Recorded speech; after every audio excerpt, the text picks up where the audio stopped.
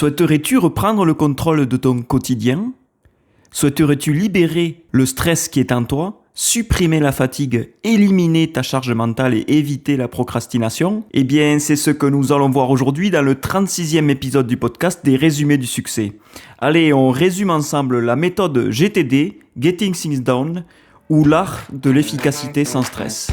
Allez, c'est parti!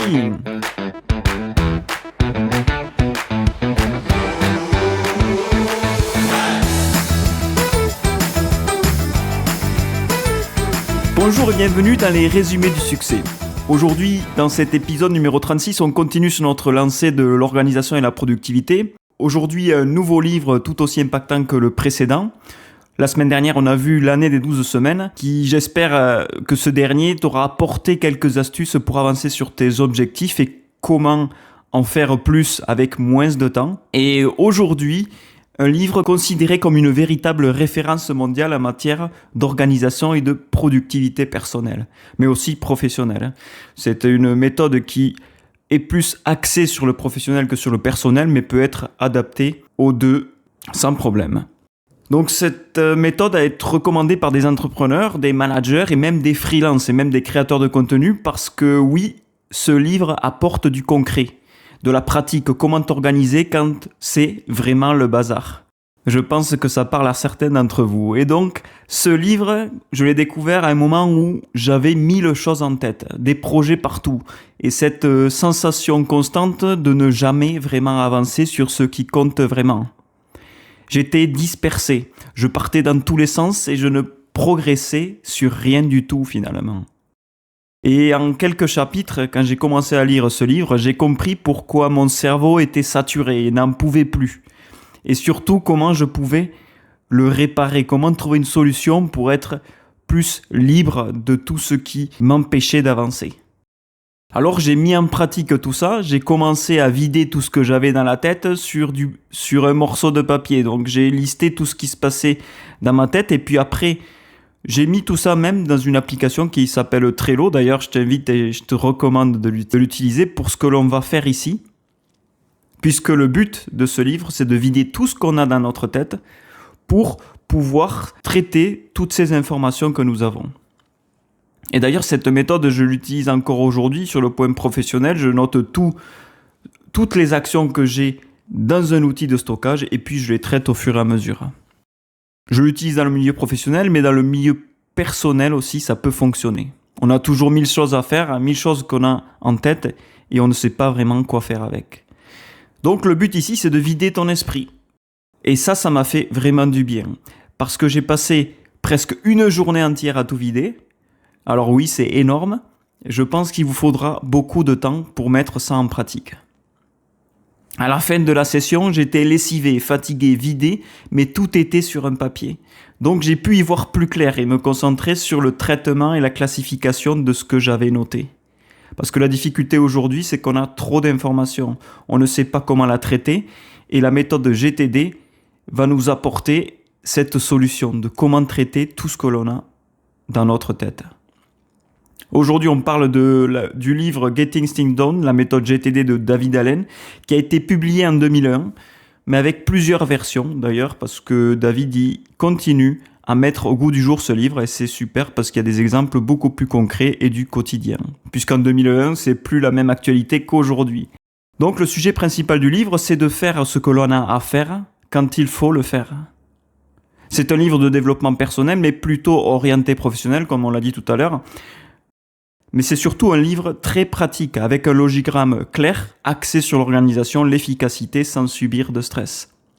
Le principe est simple, sortir toutes les tâches de notre tête pour les placer dans un système fiable, afin de libérer notre esprit et surtout, afin de nous concentrer sur l'essentiel. Et c'est ça qui est difficile aujourd'hui, mais c'est ce qui est le plus important, se focus sur l'essentiel.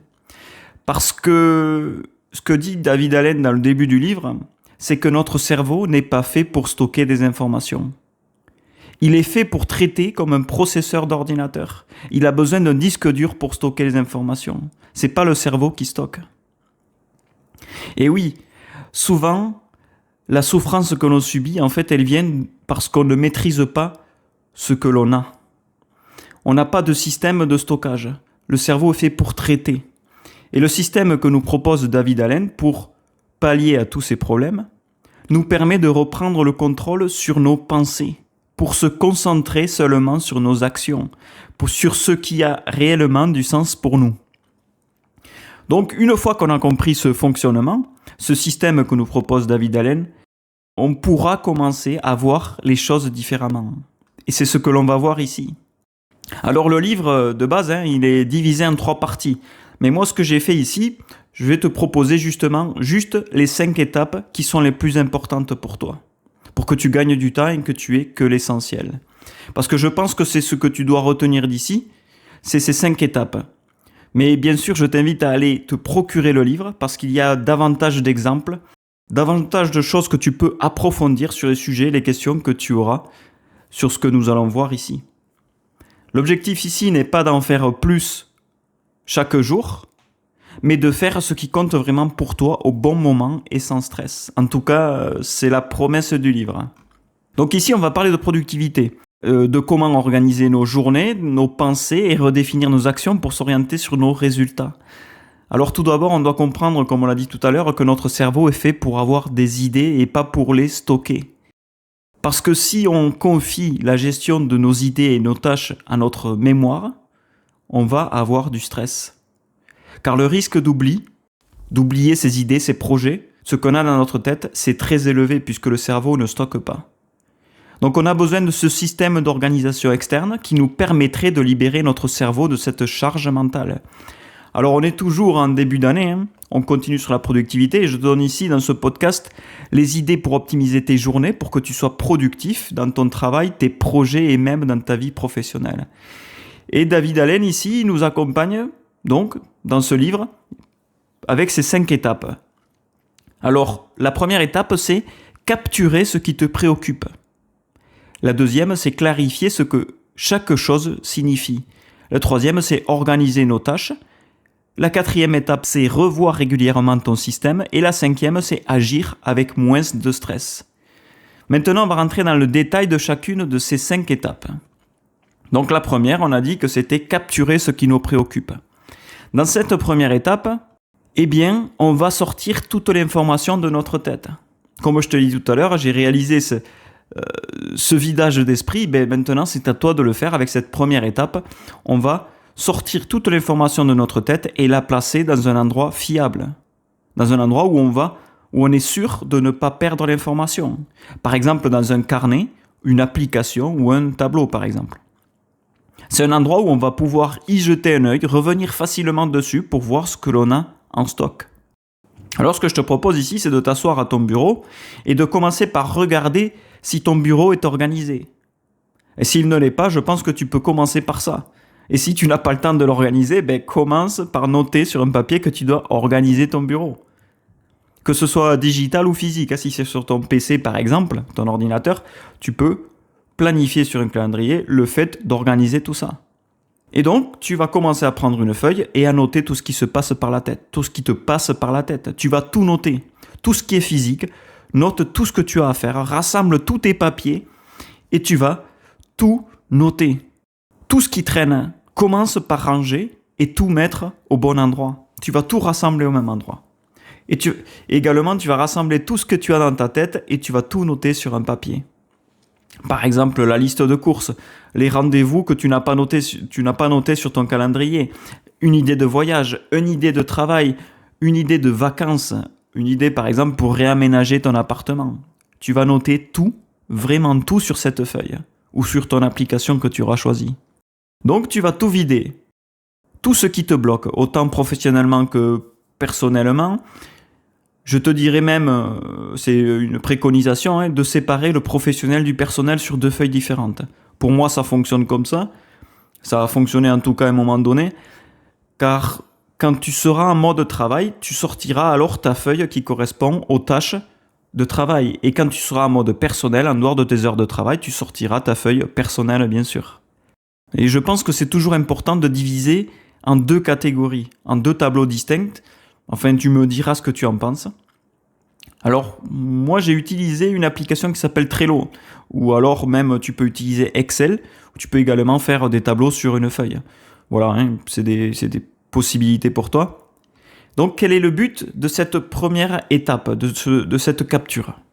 La première chose dans cette capture, le premier but, c'est le vidage mental, de noter tout ce qui est en attente. Ça peut être par exemple simplement changer une ampoule dans ton bureau, ou alors même ça peut aller jusqu'au projet professionnel le plus complexe. Créer une entreprise par exemple. Une fois que tu auras noté tout ça sur une feuille, ça peut prendre des heures, comme je l'ai dit tout à l'heure, moi ça m'a pris une journée, à la fin, tu pourras ressentir du soulagement immédiat. Enfin, tu seras d'abord fatigué, lessivé même, mais quand ton cerveau n'aura plus de choses dans la tête, n'aura plus de post-it à maintenir dans sa tête, alors là, tu te sentiras libéré parce que tout sera écrit et ton cerveau n'aura plus besoin de retenir ces choses-là qui ne lui servent à rien finalement. Le deuxième but, c'est qu'on va remplir notre boîte de réception.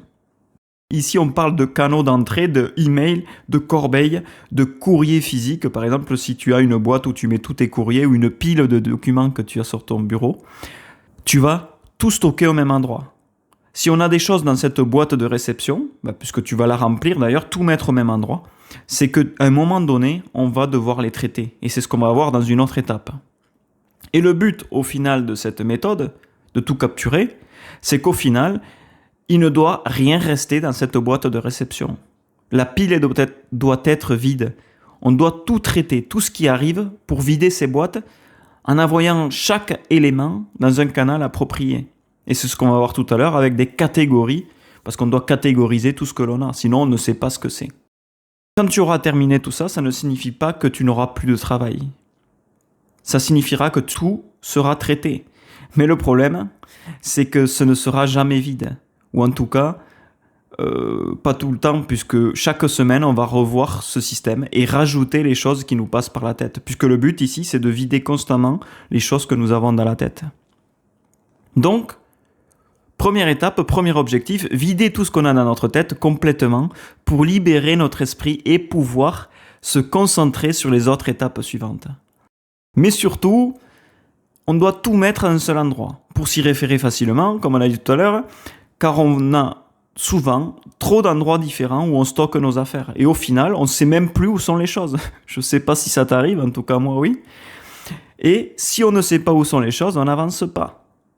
Et le but, c'est que tous les jours, on va essayer de vider, de faire le maximum d'actions pour vider notre inbox de notre journée. Allez, maintenant qu'on s'est vidé la tête, qu'on est fatigué, qu'on a tout vidé, mais qu'on a l'esprit clair, on va maintenant traiter tout ça. On va traiter tout ça, mais pas n'importe comment, on va se poser des bonnes questions. Donc, deuxième étape, la première c'était capturer, on a tout vidé. Maintenant, on va clarifier les choses. Une fois que nos éléments sont collectés, on doit maintenant analyser chaque chose dans la boîte de réception. Chaque chose après l'autre. Et on va se poser les 3 questions suivantes. La première, on va prendre le premier élément, on va se demander qu'est-ce que c'est, tout simplement. On va identifier si l'élément est utile, s'il est périmé, s'il ne sert plus à rien, s'il nécessite une analyse précise, approfondie, et je m'imagine que ça t'est déjà arrivé de ne pas savoir ce que tu possèdes, des lettres pas ouvertes, des courriers et même des dizaines de mails non ouverts. Donc il faut savoir ce que tu as et ce à quoi ça sert. Pose-toi la question, qu'est-ce que c'est ? Est-ce que c'est une lettre des impôts ? Est-ce que c'est une publicité ? Est-ce que c'est une fiche de paie ? Pose-toi cette question pour toutes les choses qui sont dans ta boîte de réception. Ensuite, deuxième question. La première, c'est qu'est-ce que c'est ? Et la deuxième, c'est est-ce que cela demande une action ? Et là, 2 réponses possibles, c'est oui ou c'est non. Si il n'y a pas d'action, alors on a 3 options. Si quelque chose ne sert à rien, alors on va l'éliminer, on va le jeter à la poubelle tout simplement. Alors que si c'est quelque chose à faire plus tard, un article à lire par exemple, un livre à lire, ou un rendez-vous chez le médecin par exemple, on va le noter sur notre calendrier. Et si c'est quelque chose qu'on doit garder précieusement, eh bien, on va le mettre dans une bibliothèque de référence ou une zone d'archivage. Par exemple, une facture, peut-être que tu en auras besoin plus tard ou tu dois le garder de certains temps. Une fiche de paie que tu as besoin de garder, ça forcément, Pour ce faire, donc, il te faudra un système d'archives. Ça peut être un classeur, un dossier que tu garderas précieusement. Donc, s'il n'y a pas d'action sur une chose que tu as mis dans ton stock, si ce n'est pas utile, tu vas le jeter. Sinon, tu vas le noter dans un calendrier pour plus tard, s'il y a une action ultérieure à réaliser. Ou, pour finir, tu vas l'archiver ou le garder précieusement dans un dossier. Et maintenant, si ce document, si cette chose que tu as stockée te demande une action précise, si cela demande une action, eh bien, on va identifier un projet qui soit lié avec cette action. Est-ce que cet élément fait partie d'un projet plus grand ? Ou est-ce que ça fait partie d'une checklist, d'une liste de choses à réaliser, à faire cette semaine ? Ici, s'il y a une action, tu dois te demander si c'est un élément utile, si c'est un projet ou une liste de tâches à réaliser. Bien, on est toujours dans les 3 questions pour clarifier ce que l'on a. Et on s'est posé les 2 premières questions. Qu'est-ce que c'est et est-ce que cela demande une action ? Et maintenant, la 3e et dernière question. Quelle est la prochaine action à réaliser sur cette chose ? Ici, on va parler de la méthode, de la règle des 2 minutes que nous propose David Allen ici. Si l'action prend moins de 2 minutes, on doit la faire immédiatement. Et on a 2 possibilités. Soit on va la déléguer, si l'action n'est pas de notre responsabilité, si ce n'est pas à nous de le faire, on va confier cette action à une autre personne. Deuxième possibilité, on va différer cette action, c'est-à-dire que si c'est une action qui prend plus de 2 minutes, c'est qu'on ne peut pas la faire actuellement, à ce moment-là, puisqu'on n'a pas le temps. On va planifier cette action dans le calendrier et définir les actions qui vont découler de cette tâche. Parce que si elle prend 5 minutes, par exemple, peut-être qu'il y a 2 actions, 2 sous-actions à définir. Si ça prend 1 heure, on va définir un plan d'action pour y arriver. Alors, qu'est-ce qu'on a vu ici ? Dans cette seconde étape, on a vu comment traiter chaque élément qui est dans notre boîte de réception de manière systématique. Soit on jette, soit on met dans un calendrier pour plus tard, soit on va garder précieusement dans une zone d'archivage, ou alors, s'il y a une action précise à réaliser, on va déterminer si elle fait partie d'un projet ou d'une liste de tâches à réaliser. Et on va voir aussi, pour terminer, ce qu'on a vu, c'est qu'on va voir si on doit déléguer une tâche ou la remettre à plus tard. Bien, ce qu'on a vu ici, c'est que on a vu une méthode comment capturer et classer nos éléments que nous avons en stock. J'espère que je t'ai pas perdu ici parce que c'est vrai que le système paraît simple, mais il est quand même complet, un peu complexe. Mais je t'assure que si tu le mets en place, tu en auras rapidement les résultats. Et c'est pour ça en fait que la clé de ce système-là que nous propose David Allen, c'est la constance et la répétition. Et maintenant, on va passer à l'étape 3. C'est une méthode en 5 étapes. On a vu comment capturer et clarifier. Maintenant, on passe à l'étape 3. Parce que, pour rappel, ici, on reprend le contrôle de notre vie. On parle maintenant du système des boîtes que nous propose David Allen. Donc, c'est l'étape 3. On va voir les 8 catégories pour s'organiser.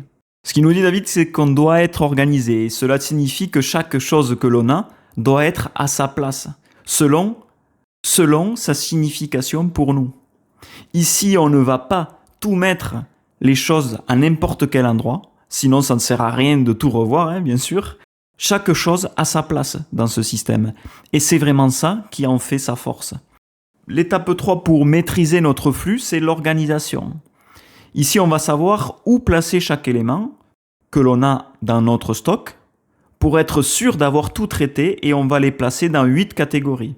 C'est l'extension de ce qu'on vient de voir, puisque dans la clarification, on en a un petit peu parlé. Mais le but ici, c'est de te créer ces 8 catégories. Là, je t'invite même à prendre une feuille et à les noter. Tu peux même soit les écrire, soit même te créer des intercalaires dans un classeur, ou même des dossiers dans ta boîte mail, ou des dossiers sur ton bureau, que ce soit physique ou sur ton PC. On doit donc placer chaque élément dans chaque boîte que tu vas voir ici. Chaque chose doit avoir sa propre maison. La première boîte, la première catégorie, c'est la poubelle. On l'a dit tout à l'heure, ce qui est inutile, ce que l'on jette, on va les mettre dans une poubelle, tout simplement. Si tu as des papiers qui traînent, tu vas les jeter si ça ne sert à rien. Tout ce qui n'est pas utilisable et qui ne t'apporte rien de concret. Donc la première catégorie, c'est la poubelle. La deuxième, c'est un incubateur. C'est un endroit où tu vas stocker pour des actions qui vont se réaliser un jour peut-être, des idées futures, par exemple un voyage en Égypte, en Angleterre, un projet à long terme, un voyage au Canada, monter ta propre entreprise par exemple, construire ta maison, tout ça, ce sont des projets, même des recettes de cuisine ou des livres que tu vas acheter ou lire.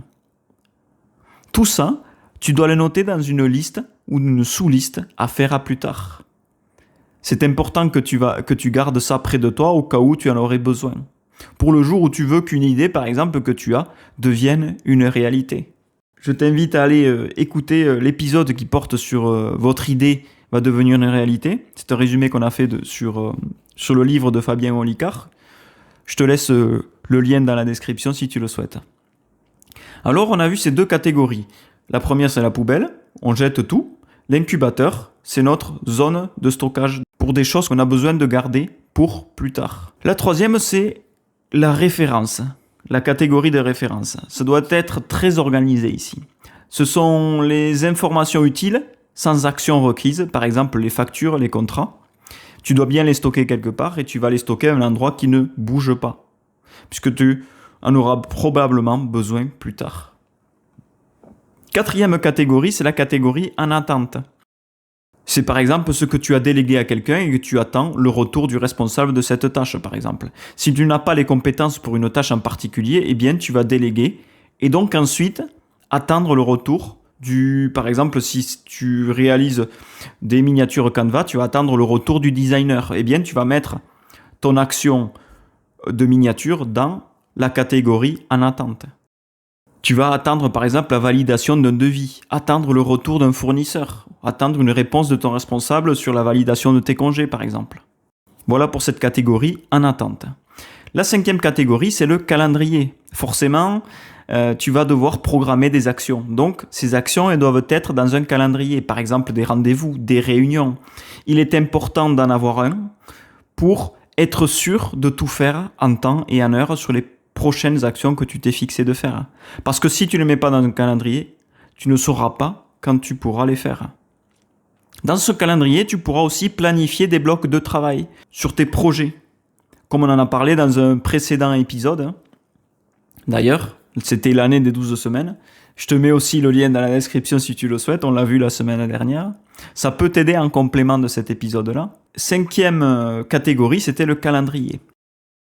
La sixième catégorie, c'est les prochaines actions. Ici, c'est une liste de tâches concrètes à faire dès que possible, dès que tu as le temps. Et dans cette liste de tâches, c'est là où tu vas définir les actions suivantes pour un projet, par exemple. Tout ce qui est nécessaire pour qu'un projet avance.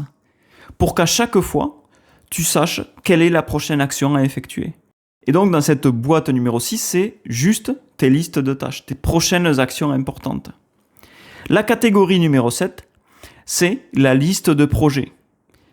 Si l'action met plus de 2 minutes, comme on a vu tout à l'heure, et possède plus de 2 actions à faire, alors on va créer un projet qui nécessite plus d'une étape. Et chaque projet doit avoir une prochaine action, qui sera dans la catégorie numéro 6. Un projet peut être, par exemple, beaucoup de choses, autant professionnel que personnel. Ça peut être même un projet communautaire.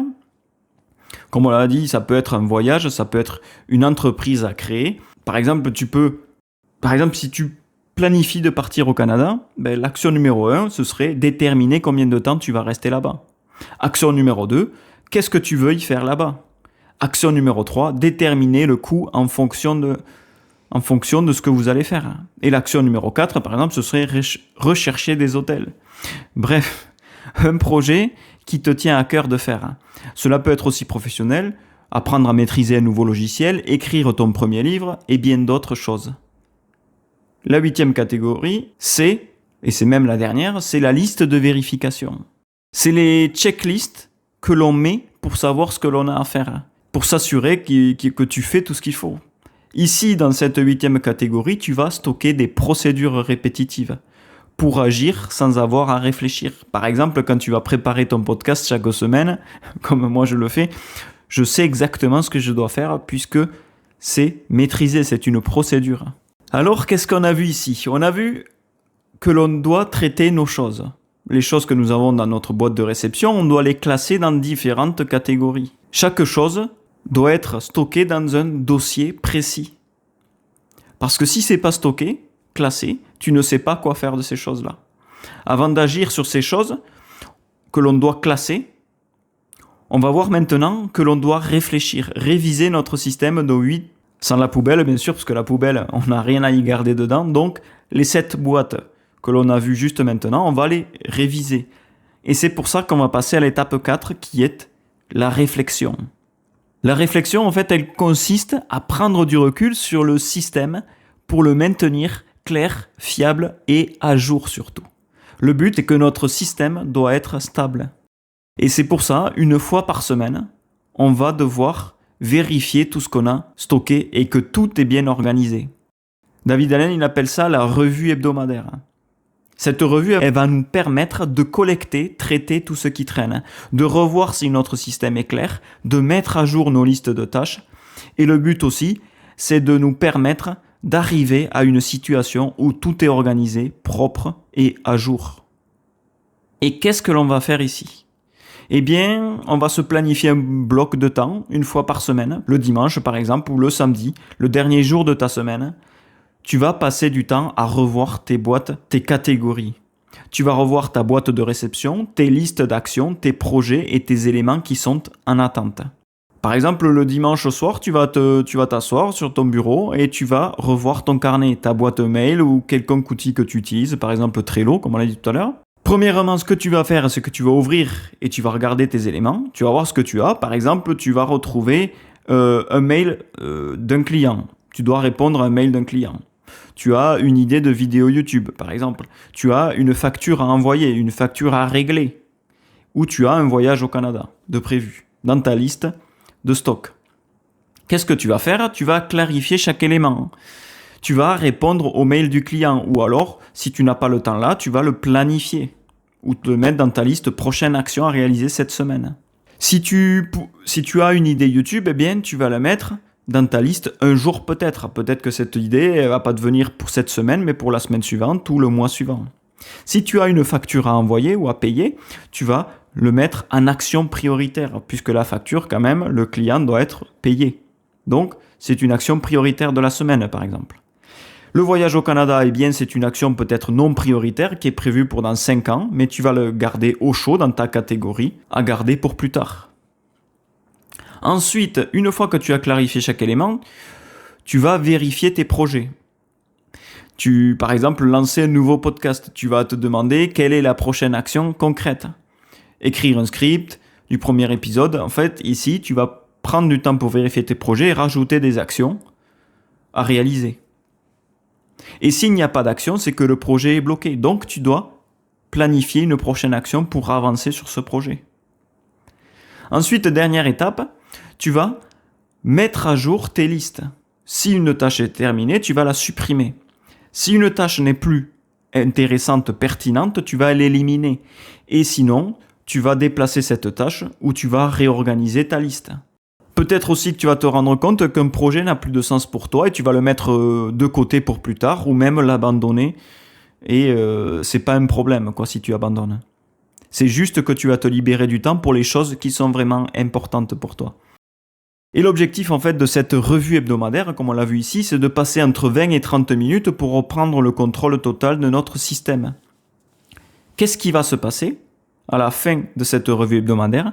Eh bien, on va être libéré. On va se vider de nos idées, de nos pensées.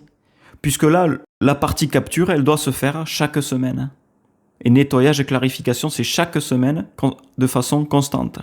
Avec cette revue hebdomadaire, tes priorités vont devenir plus claires.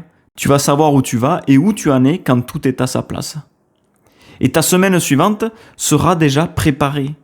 Parce que tu auras moins de stress dans ton quotidien, tu vas t'orienter sur l'action plutôt que sur la réflexion. Alors ce qu'il faut que tu fasses donc ici, c'est que tu vas réviser tout ce que tu as dans tes catégories au moins une fois par semaine. Tu vas faire le nettoyage et tu vas classer ce qui doit l'être.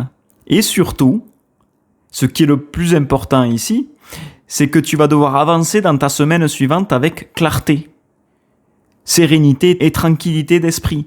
Parce que tu auras fait le travail, tu auras tout préparé. Donc tu auras plus confiance en toi, sur ce que tu fais. et ce que tu dois faire pour la semaine suivante. Et donc, tu vas avancer vers où tu veux aller et vers tes objectifs, tes vrais objectifs. Maintenant, on va passer à la 5e étape de la méthode GTD pour reprendre le contrôle. Eh bien, comme je le répète à chaque épisode, c'est passer à l'action. C'est aussi simple que ça. La productivité n'est pas de faire plus de choses, mais de faire la bonne chose au bon moment. C'est pas agir n'importe comment. Ici, on ne doit pas traiter notre liste de tâches de haut en bas. On va le faire de manière intelligente. Et comment on va le faire ? Eh bien, avec ces 4 critères que nous propose David Allen ici. Et le premier critère pour passer à l'action, c'est le contexte. Où es-tu actuellement ? Est-ce que tu es dans un bureau, dans un domicile, à ton domicile ou en déplacement ? Alors pourquoi on va se poser cette question pour le premier critère ? Eh bien parce que si tu n'es pas au bon endroit pour réaliser une tâche, eh bien tu ne peux pas faire la bonne action. Tu ne peux pas réaliser une tâche si tu n'es pas au bon endroit pour la faire. Si je suis dans la voiture par exemple, si je conduis, eh bien je ne peux pas écrire un mail. Ou alors, si tu es très fort, mais ça va être très difficile. Un autre exemple, si tu es au bureau, par exemple, devant ton ordinateur, eh bien, c'est pas le moment de réfléchir à ta vision à 5 ans, ou d'appeler ta famille pour voir comment ça va. C'est le moment d'écrire ce mail, de travailler sur les tâches qui correspondent à ton espace de travail, pas à ta vie personnelle. À part si c'est une urgence, bien sûr, ça c'est autre chose.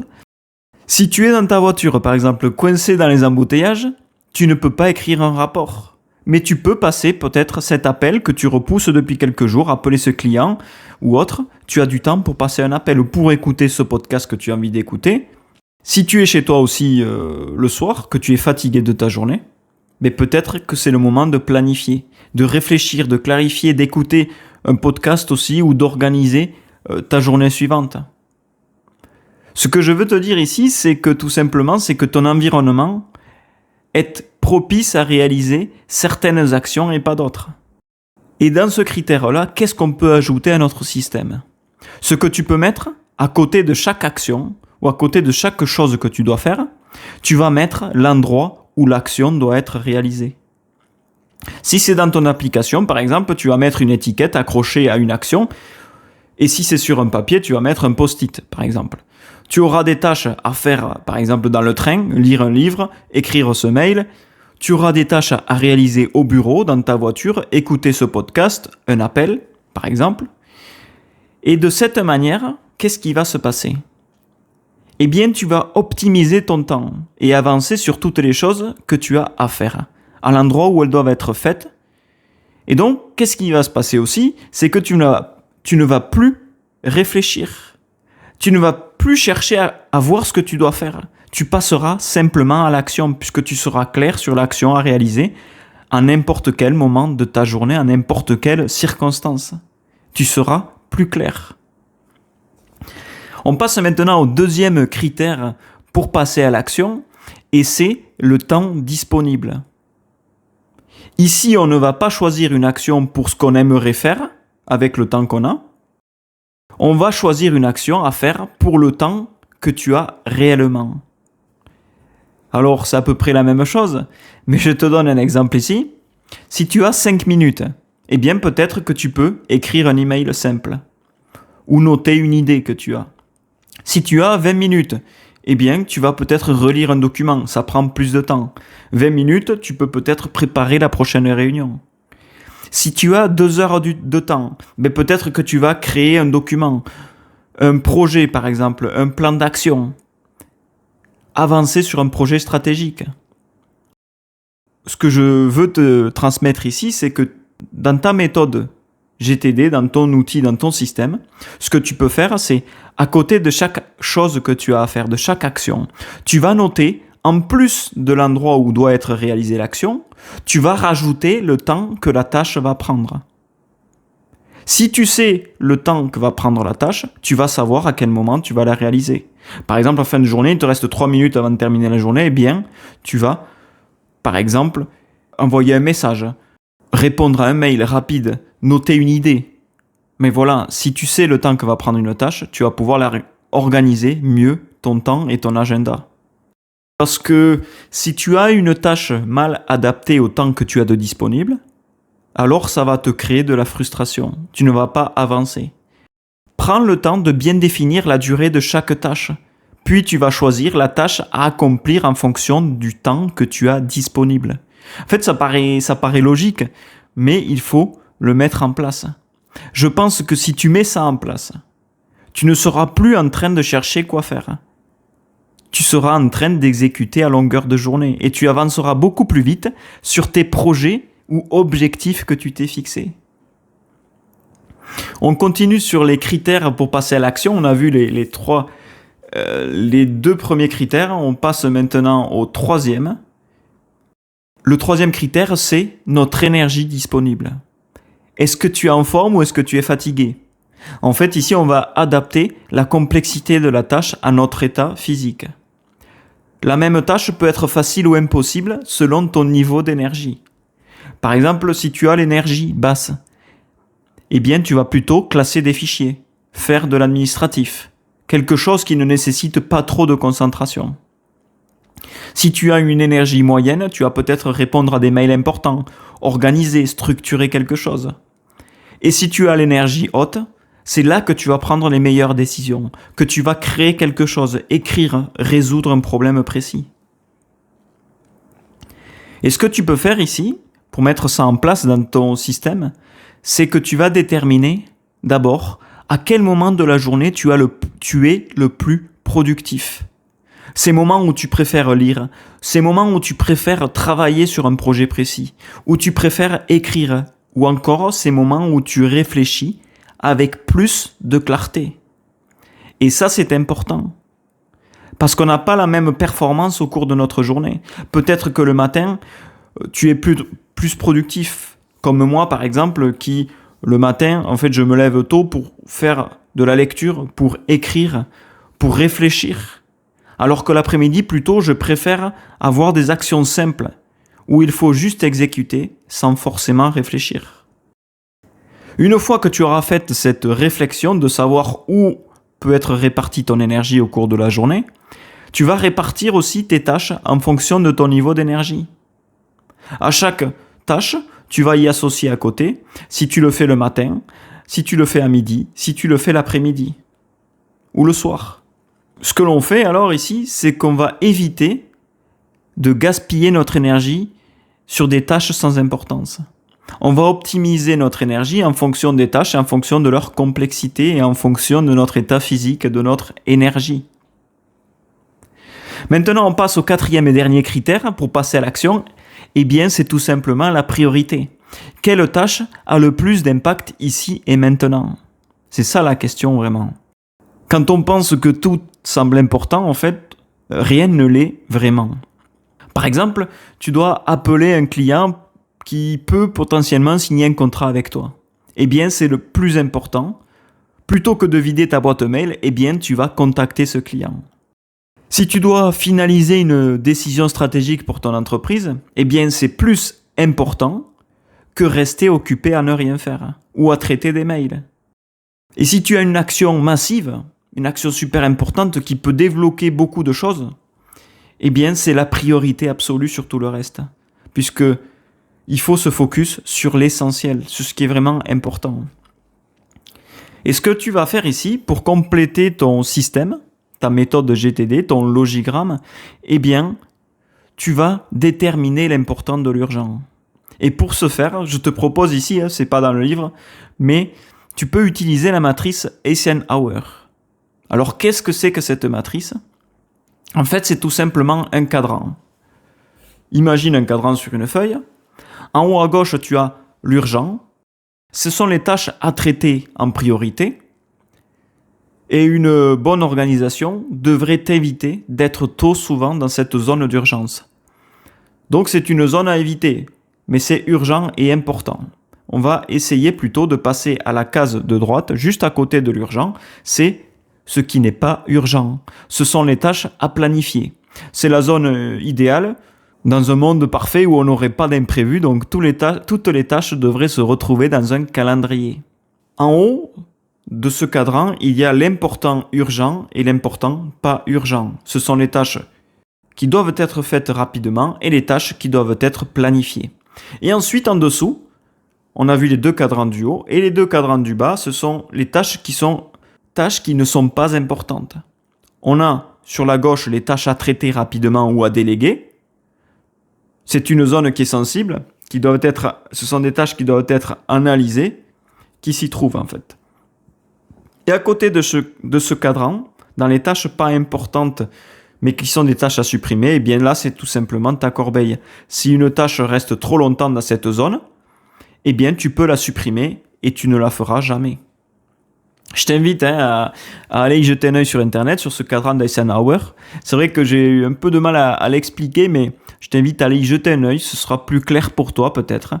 Et ce que tu vas pouvoir faire avec cette méthode Eisenhower, c'est placer les tâches dans chacun de ces cadrans, de ces 4 cadrans.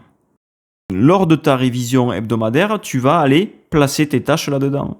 Ou alors, tu peux même placer une étiquette à côté des tâches. Par exemple, si une tâche est urgente et importante, tu vas le marquer à côté. Si elle est à planifier, tu vas le noter aussi. Ou tu vas le placer dans ton calendrier. Et si les tâches ne sont pas importantes, tu vas les placer dans une catégorie à déléguer, par exemple. Et puis la poubelle, voilà, c'est la poubelle comme on l'a dit tout à l'heure. Mais je pense que ça peut t'aider vraiment à aller chercher la priorité dans tes tâches. Parce que le but de tout ça, de la priorisation, c'est de te concentrer sur les tâches importantes et de supprimer tout ce qui ne l'est pas, ou de déléguer ce que tu ne trouves pas important pour toi. Alors tout ce que l'on vient de voir ici est résumé dans un seul logigramme. Et c'est ça la force de cette méthode. Ce logigramme, il est disponible sur le web, il est même disponible dans le livre, il le répète à plusieurs endroits. En fait, ce logigramme, il peut être utilisé pour toi pour te rappeler cette méthode facilement. Comme une méthode mémotechnique, quelque chose que tu peux avoir de côté, tu peux même l'imprimer, le garder à côté de toi, pour t'y référer en cas de besoin ou chaque semaine pour revoir ton système lors de ta revue hebdomadaire, par exemple. Mais je t'invite vraiment à aller te procurer ce livre. On l'a résumé ici en 5 étapes, mais il est beaucoup plus long, puisqu'il a près de 400 pages, donc c'est intéressant pour toi que tu ailles le voir. Alors jusqu'ici, aujourd'hui, le résumé du livre de Getting Things Done, ou l'art de s'organiser pour réussir, qui va te permettre, si tu appliques cette méthode que l'on vient de voir ici en 5 étapes, de transformer ton organisation pour réussir tout ce que tu entreprends, et vraiment tout, autant au niveau professionnel que personnel. Alors, qu'est-ce qu'on s'est dit ici ? Si tu devais retenir un peu tout ça, c'est que pour reprendre le contrôle de ton temps et de ton énergie, tu dois d'abord reprendre le contrôle de ton esprit, de ton cerveau. Comme on l'a dit tout à l'heure, tu dois libérer ta tête de tout ce qui l'encombre. Tu dois clarifier ce qui compte vraiment pour toi et transformer chaque intention que tu as en action concrète et précise. Quand tu vas utiliser cette méthode, quand tu vas capturer, organiser, prioriser et agir avec cette méthode, qu'est-ce qui va se passer ? Eh bien, tu vas passer du stress à la tranquillité, de la confusion à la maîtrise de ce que tu fais tous les jours.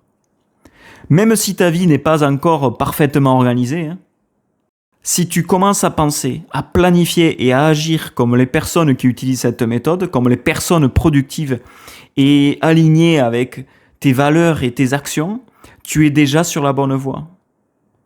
Alors clarifie ton esprit, vide ta tête, structure toutes tes actions et tu changeras ta façon de vivre et de travailler. Allez, j'espère que cet épisode t'a apporté de la valeur. N'hésite pas à me laisser un commentaire pour me dire ce que tu en as pensé. J'espère que tu pourras le mettre en pratique. D'ailleurs, je t'invite fortement à le mettre en pratique et à me faire un retour sur cette méthode. Je t'invite aussi à partager ce podcast avec au moins 3 personnes autour de toi. Je pense que c'est un geste simple à réaliser qui peut aider beaucoup de monde à découvrir cette méthode sans forcément lire un livre pendant quelques heures. Également, si cet épisode t'a apporté de la valeur, tu peux aussi laisser un j'aime. Et je t'invite aussi à t'abonner et à cliquer sur la cloche pour me suivre et avoir accès chaque semaine à un épisode des résumés du succès. où l'on résume ensemble les meilleurs livres en développement personnel, en mindset et en entrepreneuriat. Allez, je te dis à la semaine prochaine pour un nouvel épisode.